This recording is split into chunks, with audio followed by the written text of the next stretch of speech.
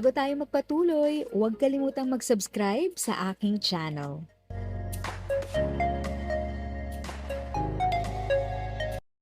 Thank you sa pag-click ng aking video. Good day po sa lahat ng mga nanonood. Sa mga bagong viewers at napadaan lang, by the way, I'm Tita Eda. Welcome to my channel. Ang channel na maghahatid sa iyo ng dagdag kaalaman tungkol sa government services, bagong mga balita at informative videos na galing sa legit na resources. Mag-subscribe na para updated ka.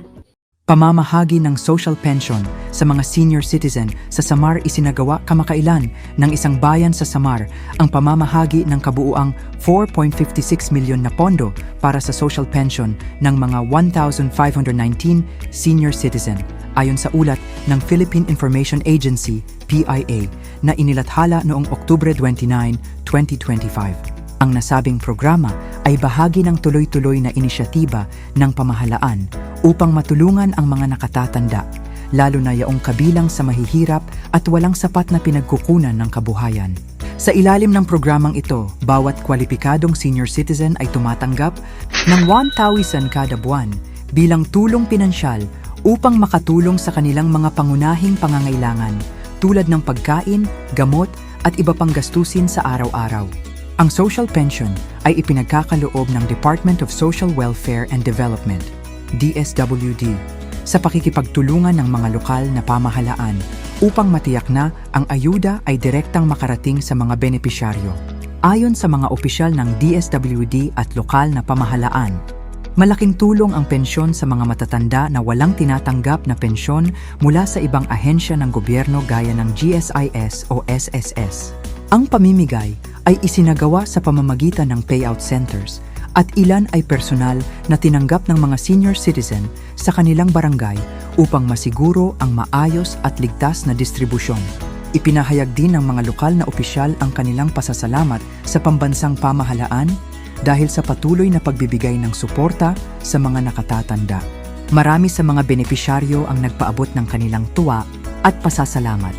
Dahil anila, malaking tulong ang pensyon sa pagbili ng gamot at pagkain sa gitna ng tumataas na presyo ng bilihin.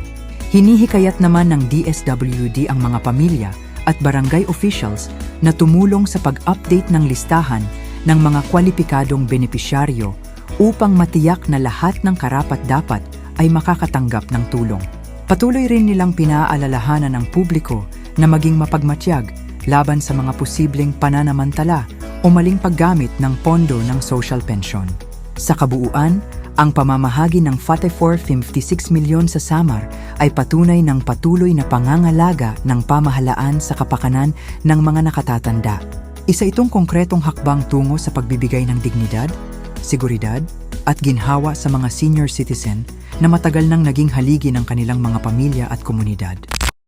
If sa tingin mo, natulungan ka ng video ko na ito, nakasave ka sa oras mo, you can click yung thanks button at any amount ay malaking help sa pag-grow ng channel ko. Yun lang po muna ang aking update. Sana ay nakatulong na dagdag kaalaman ang aking shinare today. Ang goal ng aking channel ay mag-create ng awareness. Kung ganitong mga topic ang gusto mo, panoorin mo ang mga videos ko na ito.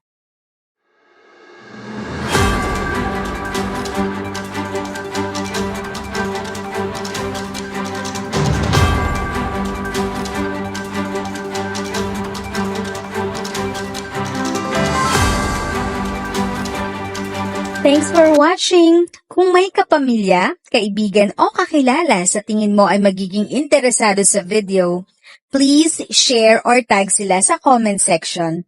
At syempre, if nagustuhan mo ang video, i-like mo na ito at subscribe ka na din. As always, feel free to write your questions, comments, and opinions respectfully. And continue to be a blessing and stay safe!